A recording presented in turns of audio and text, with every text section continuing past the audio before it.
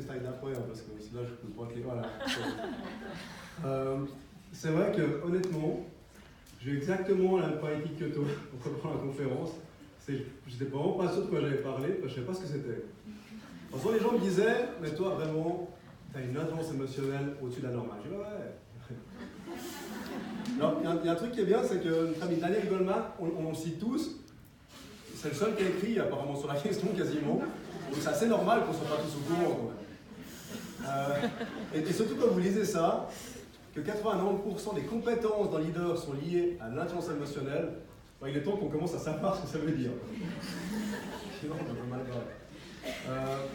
Donc en tout cas, je suis content d'être là, je suis très content de votre invitation, et je suis très content que vous m'ayez aidé à comprendre un peu mieux ce que c'était je vais essayer de partager avec vous quelques éléments qui sont issus de mon expérience de leadership et que je link désormais avec l'intelligence émotionnelle, grâce à vous. Et notamment, une première pensée, c'est la notion de l'essentiel dans la vie et dans ce qu'on construit.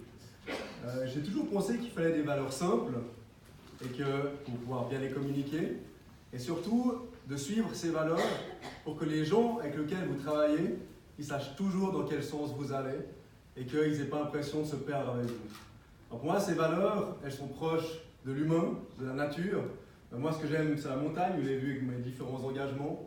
D'ailleurs, ça pourrait être les traces de ce matin, parce que j'ai pris 3 heures ce matin pour aller rider, parce que je pense que c'était hyper long ce matin. C'est pour ça un peu que j'étais à la bourse ce soir, je m'en excuse. Du coup, ça m'a mis à la bourse toute la journée. Et puis, il y a une chose qui est claire, c'est que pour moi, le leadership, c'est d'avoir confiance en l'humain, en les autres, avoir confiance en soi, je vais en parler, et donc d'être optimiste. Et moi, je suis un état optimiste à tel point que souvent les gens me prennent un peu pour un fou, quoi, en disant bon, c'est vraiment sûr que ce truc il va marcher. Je crois que lorsqu'on construit quelque chose ensemble, en écoutant les autres, en finalité, on ne peut pas vraiment se tromper. Souvent, les leaders qui se trompent, c'est ceux qui sont ancrés dans leur certitude et puis qui à la fin construisent un truc auquel personne ne croit et que personne ne veut acheter. Mon ami Maxime Moron, l'administrateur de l'EUCO, m'a toujours dit, puis ça je vous laisse avec ça, je trouve intéressant, il faut que tu aies un lieu qui idéalement soit maximum à 1 heure de où tu travailles habituellement, dans lequel tu peux te réfugier lorsque ça va mal, lorsque émotionnellement tu ne touches plus le POC, comme on dit chez nous. Et moi ce lieu, c'est la montagne, c'est le lieu d'où je viens, c'est Morgin, d'ailleurs c'est juste devant le chalet là.